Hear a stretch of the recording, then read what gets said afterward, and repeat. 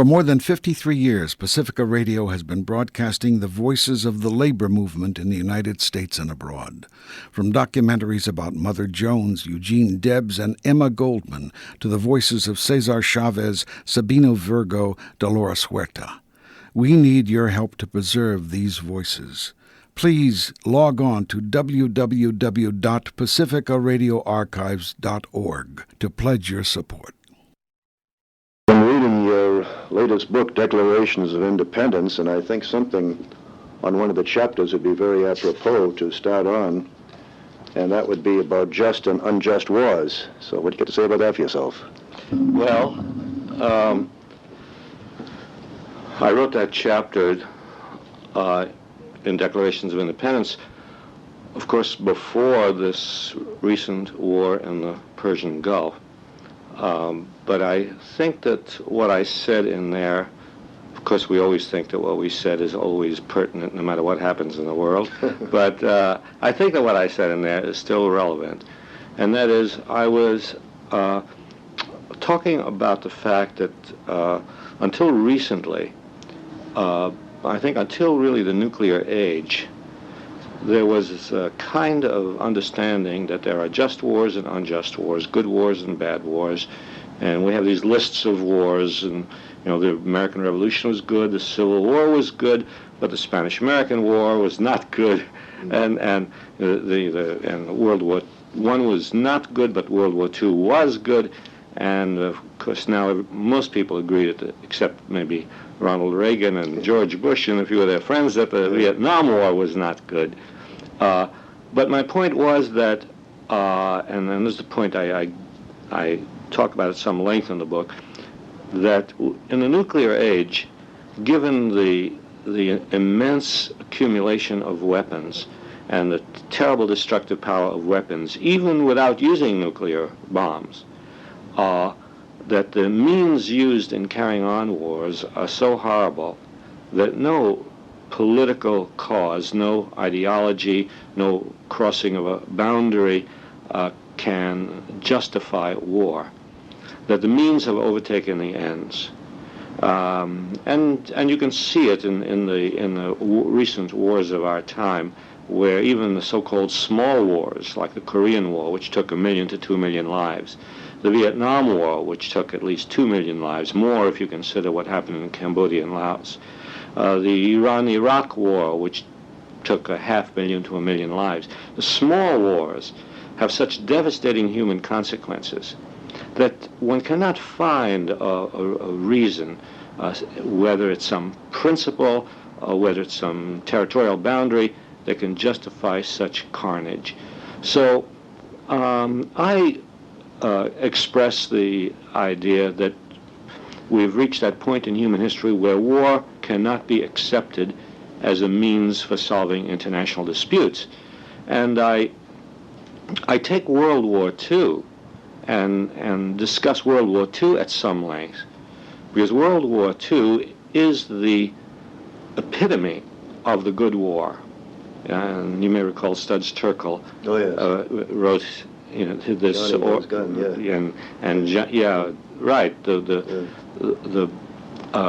the good war. But Studs Terkel put it in quotation marks, the good war. A lot of people have forgotten that, because Studs Terkel himself obviously was, by putting it in quotation marks, was being a little skeptical about how good it really was.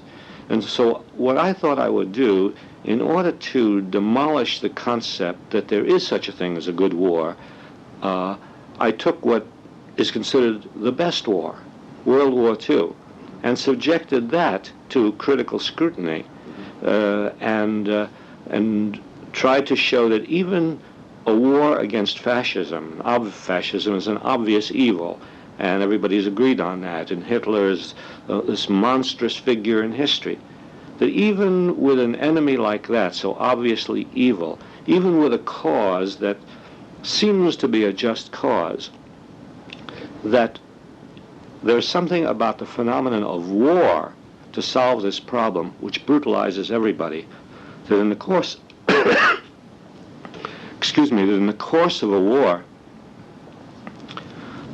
to to defeat fascism in the course of a war against a monstrous enemy, we began to be monstrous ourselves. And we, starting out a war against governments that had committed great atrocities, the Japanese in China, the Germans and all over Europe, the Italians in Ethiopia, both the Germans and Italians in Spain, starting out to defeat a foe that had committed atrocities, we end up committing atrocities ourselves, thinking of the mass bombings of civilian populations, which we did in Germany and in Japan, culminating in the bombing of Hiroshima and Nagasaki. So my point is that even the so-called good war is a war that is beset with so many contradictions and which has such a brutalizing effect on everybody that we have to come to the conclusion that at this point in history, war simply is not acceptable. Well, some people would have you believe that human nature is what makes war now. It'd be very interesting to hear your comments on that. Yeah, that's an interesting point, that you can hardly get into a discussion of war with anybody. I found this over the years teaching in my classes. You get into a discussion on war, and at some point or another in the discussion, somebody will say, war is due to human nature. People are just born with this streak of aggressive violence in them. There's a kind of desire for war. And there's a lot of literature on this. It's amazing. And there are books by respected experts in zoology and insect life and so on, who try to make the point that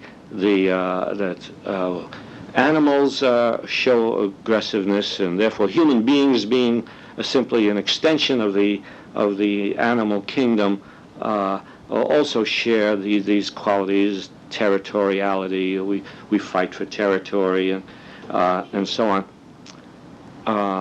And so, well, in my book, Declarations of Independence, I spent some time dealing with these various arguments for aggressiveness in the human nature.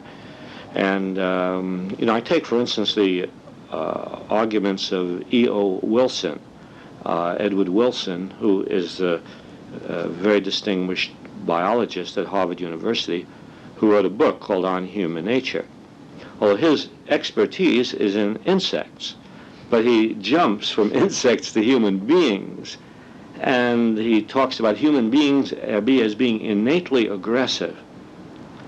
And I go over his book very carefully and show that even though he says that human beings are innately aggressive at one point in his book, at another point in his book, he indicates that human beings have to be taught to be brutal and to kill, that human beings that behave peacefully in one situation will behave aggressively in another situation. In other words, whether we as human beings are violent and murderous really depends on the situation we are in. And if that is so, then it is not simply an inevitable fact of human nature. It means that aggression is one of our potentialities. But we also have the potentiality to be kind. And in fact, if you look at the history of human behavior over all the centuries, you see instances of terrible human cruelty, and you also see instances of remarkable human sacrifice for other people. So my point is that human nature is open. It's open to whatever society does to people, to put ideas in their heads, to put weapons in their hands. To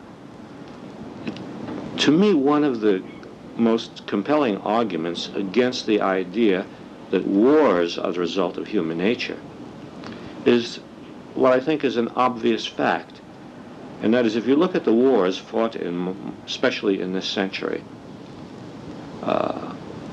especially since wars began to be fought by mass armies, you do not see wars coming as a result of people spontaneously rushing to fight other people. What you see is that the citizens of a country, in order to go to war, must be mobilized by the national state, must be enticed into the military by economic bribes, really, taking them out of lives which they probably are very unhappy with, or where they can't get jobs, and offering them training, offering them little inducements, and getting them to join the armed forces, or drafting them, forcing them to go to war.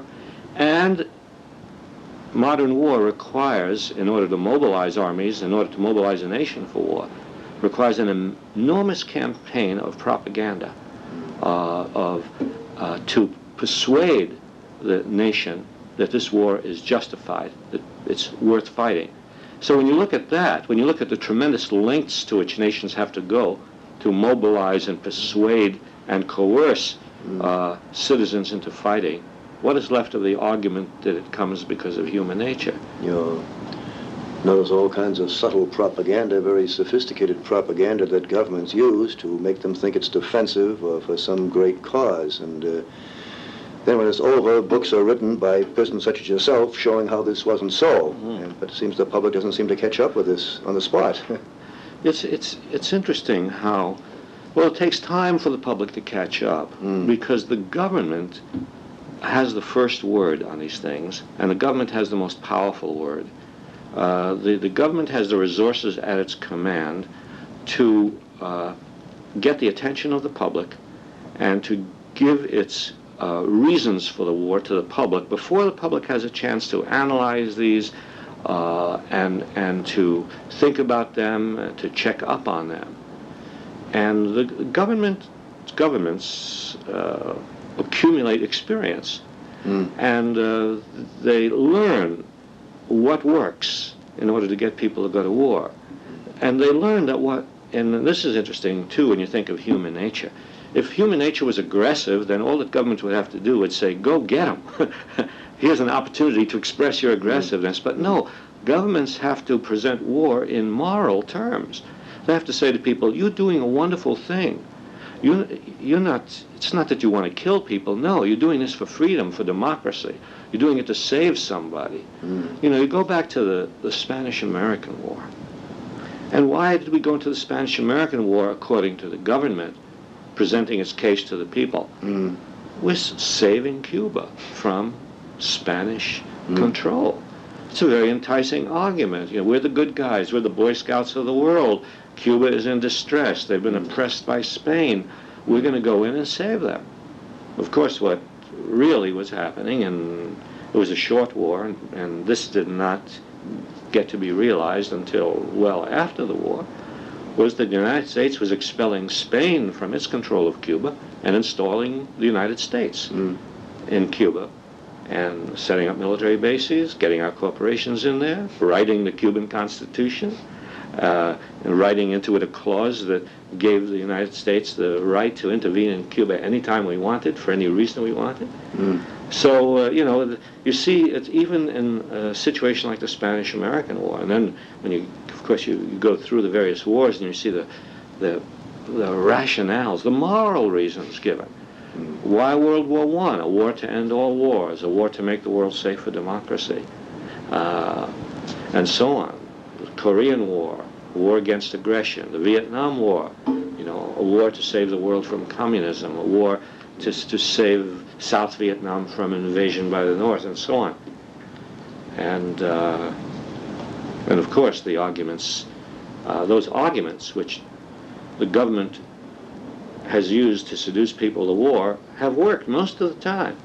In the case of Vietnam, the argument didn't work, or at least the war continued for so long that people had a chance to examine that argument and to find that there was enormous hypocrisy in it.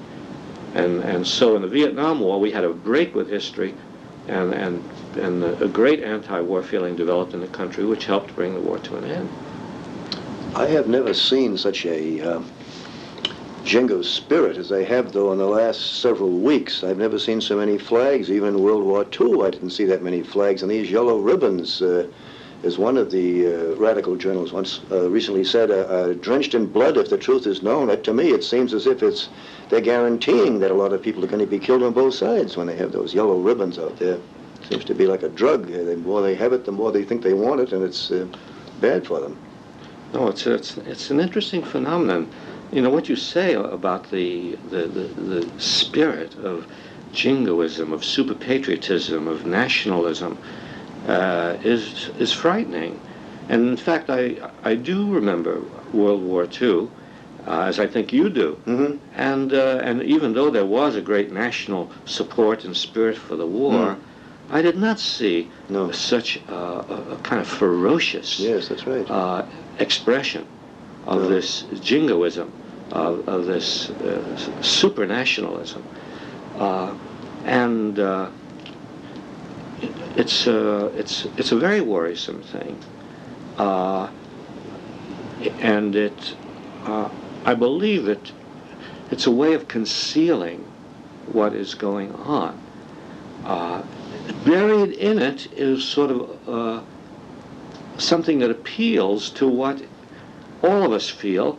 That is, we all sympathize with our troops, sympathize with any soldiers. You have to sympathize with soldiers. I sympathize with the American troops. I was, having been in the military myself, I know what it's like to be in the military, to be far from home, to not being able to wait until you get home again in civilian clothes. And so I sympathize with the troops. But there's a difference between sympathizing with the troops and carrying that sympathy over into justification of a brutal war. A war in which the enemy are really just ordinary people like our troops. Why not yellow ribbons for their troops? And if you have yellow ribbons to represent their troops, then it becomes very embarrassing when you approve of killing those people, when you approve of the kind of scene that took place that was described in the newspapers, but I think that has been glossed over by the media. But it was a terrible scene, that we had already won the war. The Iraqis had already called for a retreat from Kuwait. Their troops were fleeing from Kuwait City. And on the highway leading out of Kuwait City, and they were just running to get away, our planes came over and just bombed and bombed and bombed them, leaving an 8-mile-long highway strewn with all sorts of vehicles and corpses. Now, that was a massacre, because they weren't fighting back. They weren't shooting. They were running away, and we, taking advantage of our air superiority, were mowing them down. Now, when the yellow ribbons can hide that fact, can be used to get us all into an atmosphere of exultation. Wow, we won the war. We only lost 100 soldiers, and then it's okay. But what about them? What about those thousands, tens of thousands? We don't know, 50,000, 100,000? We don't know how many Iraqis died. Don't we care about them? Are they not human beings? And if we don't care about them, what does that say about us as human beings? Does it mean that we only value American lives? We don't value the lives of anybody else? That's what those yellow ribbons are concealing. I see these bumper stickers, all kind of wise guy slogans on there, and American colors don't run. I've seen this. Oh, yeah. But there's nothing brave, nothing courageous about our airplanes going over without any air force to contest them, going over, and with very, very few losses, overwhelming aerial superiority, and just destroying. I don't see that as an act of courage. I see it as an act of bullying. Now, it's true that Saddam Hussein is a bully himself, and that by invading Kuwait, he acted like a bully. But then, how did we react? So we reacted to this petty bully by becoming a major bully. Yeah. Well, people have this very erroneous idea that people such as ourselves who criticize the war, that we must somehow be in sympathy or in league with Saddam Hussein, whom we despised for years before then, and Bush did not.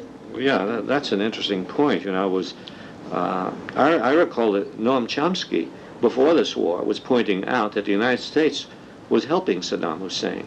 Now when we talk about him, now when the government talks about him, it says, now look at this monster. He's the person who gassed the Kurdish rebels in his own country. He's the person who used poison gas against the Iranians while Iraq was fighting in the war against Iran.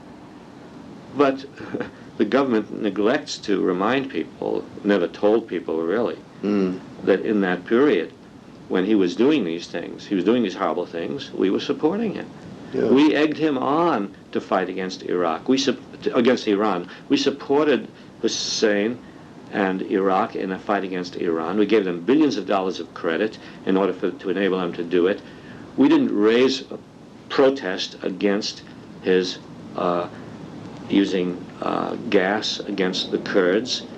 So there's enormous amount of hypocrisy involved in us suddenly pointing to how terrible he is and how therefore we must fight a war, when it seems clear that the reason we were fighting the war is not to get rid of a terrible man, because there are terrible men all over the Middle East. We're not doing anything to get rid of them. They're our allies, in fact, these terrible men. Assad of Syria, Hafez al-Assad, who undoubtedly killed more people in his own country even than Saddam Hussein did in his, a really cruel and vicious man. He is our ally in this war. He supplied troops in this war. So when you see this, it's very hard to believe that Bush and his administration went to war to save Kuwait from the clutches of this monster. All you have to do is know a little history and see how many monsters the United States has supported, since World War II, and very recently. In fact, you might say, right now, the United States is supporting the monstrous government of El Salvador, a government in which death squads run rampant. Here's a government, which engages in just the most brutal killings. People may remember, just a year or so ago, that the army going in the middle of the night into the homes, of the Jesuit priests, and just mowing them down, murdering them. And this is a government that we are supporting. So there's the whole record of the Bush administration, the Reagan administration, and I might throw the Democrats into it too, because the Democratic Party has been the most feeble voice of opposition in all of this. They really have been, colleagues of the Republicans in all of this.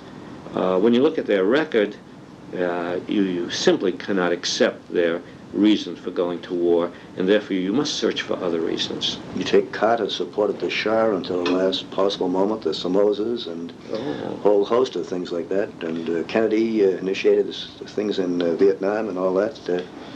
But it's interesting, the whole business with the Shah. How, if you compare Saddam Hussein with the Shah of Iran, I mean, they're twins. The Shah, a brutal, ruthless, his secret police tortured and killed thousands of his own citizens, maintained a total control over his country, and the United States supported the Shah.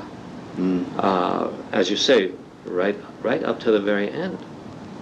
I used to see newsreels of the Shah, and he'd have his spruce uniform on and all the troops, and they'd have Barbara Walters over there fraternizing with him in the planes, beautiful airplanes going overhead, and say they're torturing people in that country and all these other things. And right. And you remember we were friends with Marcos of the Philippines? And Marcos used to come to the White House, and Bush would shake his hand, and Marcos was a great man. But then when there was a rebellion against Marcos, and he was falling from power, then suddenly We embraced his successor. It's good. Aquino, you're doing a good job. That's fine. Yeah. It seems that we're willing to accept whoever is in power, whatever they're like, if they play ball with us. They do what we say, vote the way we say, behave the way we say, be nice to American corporations. That's very important. No, that's been a pattern that's gone through for all of our lives, I guess, that they'll be playing ball with some of these tyrants and calling it part of the free world or a fragile democracy and all this. And they have these demonstration elections when you can either vote for the right or the right center or nothing else. Right, yeah. It's interesting to look at the reports of Amnesty International, like the latest report of Amnesty International in 1990. And you see how ridiculous it is to single out Saddam Hussein, who, admittedly, when we know this, is vicious and a tyrant and uses torture and so on. How ridiculous it is to single him out as the one tyrant we must go to war against. When the reports of Amnesty International, if you look at their report on Saudi Arabia, which we, of course, are defending, which is our ally. Look at the report on Kuwait itself, was a victim. Look at the report on Turkey, on Syria, on Egypt, and on Israel. All these other countries in the Middle East. And you see the Amnesty reports on all of them report the detention of people without trial, the torture of people in prisons, the executions of people, the maintenance of military total control over people. And so out of this whole spectrum of tyrants, we have singled out this one person, just as we singled out Noriega in Panama, remember? Suddenly Noriega became the single repository of all evil in this hemisphere. It seemed that if we would only get rid of Noriega, everything would be okay. Well, we got rid of Noriega, and the question is everything okay? The reports from Panama show that Panama is in the economic doldrums just as it was under Noriega.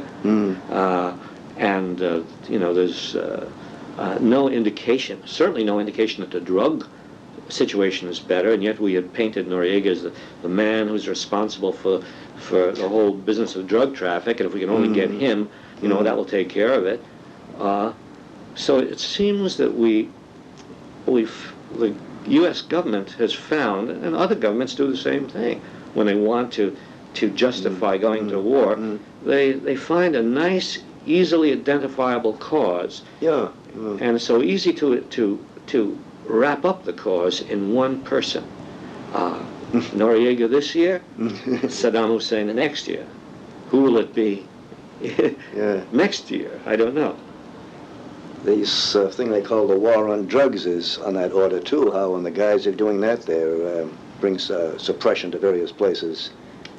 And war on pornography can be that another time, anything to get a hate object, a universally despised person or group, and then under having that fronting for them, they can suppress everything. Yeah, just following up on your point there, that we have given military aid to Colombia, presumably to do something about the drug traffic in Colombia. But the military aid that we've given them apparently is being used to suppress Colombians and to maintain the Colombian government in power. And this is a pattern where we give military aid presumably for a good cause, but then it turns out that the military aid is simply being used to prevent social change from taking place. They've done that so many times, the war on crime, and the people in the ghettos are being beaten. Do you see that newsreel 2 or 3 nights ago when what was it, in Los Angeles, somewhere out there, that the police were around? There was a young black man who was being beaten. He was helpless. They kept clubbing him. Horrible scene. Yeah, it's sickening to see that. Yeah, that was captured on video. And you can imagine how many scenes have taken place like that where there was no video camera around. Because the police, when the police have a victim and there are no witnesses, or they think there are no witnesses, they go to work. And it's horrible, horrible things have happened.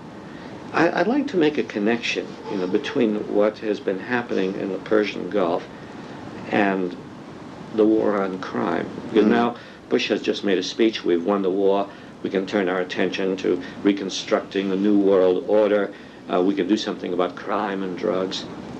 Now, to me, it's interesting because what was Bush doing about crime and drugs before the war? Was he succeeding in any way in tackling the problem of crime and drugs? What new ideas does he have to deal with that? The only ideas that Bush has about crime and drugs are the most simple-minded ideas. Put more police in there, build more prisons, increase penalties, law enforcement. It's very obvious, and people who are specialists in criminology and people who have studied crime and drugs for years and years keep pointing this out, that to pour more money into drugs and police, that is not going to solve the problem of crime and drugs. I saw a very interesting article in the current issue of The Nation, and it's an article by a writer who has written screenplays for Hollywood and plays for Broadway. Steve Tessick is his name. He writes an article about the war. I was interested in it because I didn't know that this guy who writes plays and screenplays is interested in political affairs, but he writes a very perceptive, interesting commentary on the war. One of the points he makes is that the war was a quick fix. The war was something we could do quickly with overwhelming technology. We could have a quick victory in something.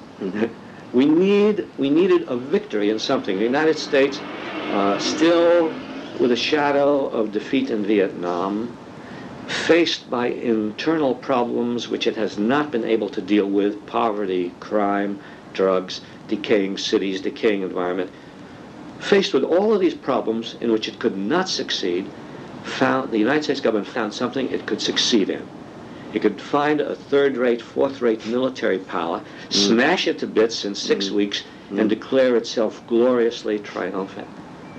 And the point that Tessick was making in this article, which I think is an interesting one, is that the things that cannot be done in 6 weeks, long-term problems like crime, drugs, poverty, that would take real thought and real working on over a long period of time, those are the things that our government is not prepared to tackle. It will not tackle long-range problems.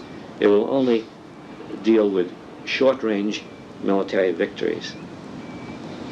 Well, the power elite, the huge corporations and all, the military-industrial complex, whatever you want to call it, are not interested in these humane considerations, except verbally. They'd rather make us think with a high moral tone that all that's been solved, but it's the greater glory of the powerful and very wealthy factions that this thing is being done for, but most people are just seduced into thinking it's for them and supporting our boys, and our boys are turned into mass murderers. Well, it's interesting, this phenomenon of turning everybody into support of our boys, and this talk of national unity. Everybody's together in this, or at least 90% of the country. They say 90% of the country is behind Bush. Okay, this is the closest we can get to national unity, 90%. And it seems that war is a very neat way of making people feel that they are part of a community and that they are solving something together. Now it's a perversion, terrible perversion of the natural and good human feeling to want to be at one with your neighbors. Yes, to want to have a nation that's united in pursuit of some good goal. Sure. But they are not able to unite the nation to solve the problem of poverty, or to unite the nation to clean up the rivers and the lakes and the ocean, the air, not able to unite the nation on that. And I think the reason is, of course, they don't want to unite the nation on that. Now, you were talking about the military-industrial complex, and I think, that is at the heart of the problem. Because the problem is not that, let's say, they don't know what to do, they're just ignorant. No. The things that would have to be done, they suspect that you could solve the economic problems, but you could only do it by taking money away from the profiteers. You'd have to do away with those fat military contracts. You'd have to tax the super rich in a way that they have not been taxed. They've been let off so easily, which is why the rich have gotten richer in the last 10 years and the poor have gotten poorer. You'd have to do things which would hurt the most powerful, the richest elements in the country. Now, it's true that those powerful, rich elements in the country only represent a few percent of the population, maybe 1% of the population. So if you really wanted national unity, yellow ribbons, flags, you could have it for 99% of the people if you were willing to make that 1% of the people, the super rich, unhappy. That's what this government does not want to do. Reagan didn't want to do it, Bush didn't want to do it, and the truth is that the Democratic Party didn't want to do it either. The Democratic Party throws a few more bones to the poor. It approves a few more programs for health and education. But the Democratic Party also does not want to disturb the basic social structure of the country, in which 1% of the population controls 30% of the wealth of the country. They call these people doves, but generally it's because they think the war is too expensive, or they think that it won't work. But the moral principle that we would lead with is not very high in their consciousness. And you see how fast they came over as soon as the bombs started falling. They turned right around. That was a sad thing to see. That there was a moment there when those debates were taking place, in early January, in the Senate and the House, and you heard actual spirited debate on the war, and you heard some eloquent arguments against war. And I remember John Kerry getting up to the microphone in the Senate and reading from this marvelous book, Johnny Got His Gun, the one you mentioned before. And this great passage, in which the main character in the book was this kid who's been turned into a helpless, blind, mutilated torso by the war, sort of speaks from his gut, you see, to the world, and says, take me everywhere, show me everywhere, show them what war is, show them what reality is. That was a great moment when John Kerry quoted that. And I felt, good for you, Kerry, you're fulfilling, that promise when you came out of Vietnam and you spoke out against the Vietnam War. That's wonderful. Then the president goes to war, and Kerry votes with the unanimous Senate, we support the president, and we support the troops. Of course we support the troops. Depends on what you mean. Support them in war? No. Support them getting them home? Yes. But support the president who started the war, who didn't have to start the war, who could have negotiated, who rejected all attempts at negotiation, who was determined to have war because he knew that he could blast this miserable country to bits and win the war. Just because the president has declared the war, now suddenly it's okay. Now suddenly you lose the courage to oppose the war because now the flags and the yellow ribbons are going up. I was very disappointed in Kerry. I can tell you this, that last week I got 2 phone calls from the Kerry committee that's raising money to help pay for Kerry's last campaign, which he won, but he ended up with certain debt. And so they're trying to raise money. I feel for him, being a person who often is in debt myself. And although his debt is somewhat bigger than mine, imagine it might be a little. But he's trying to raise money to deal with his debt. And they said, you've given money to Kerry before, and we'd like to ask, and it's true, I had. I confess that, when Kerry was, running against some joker that I thought was really, really bad, I thought, yeah, well, that's good to have Kerry in the Senate. I gave some money. But this time I said to both of these callers at two different times, obviously the second caller had not talked to the first, because I said to both of them the same thing. I said, no, look, I'm not giving Kerry any money this time. And I want you to pass this message on to him.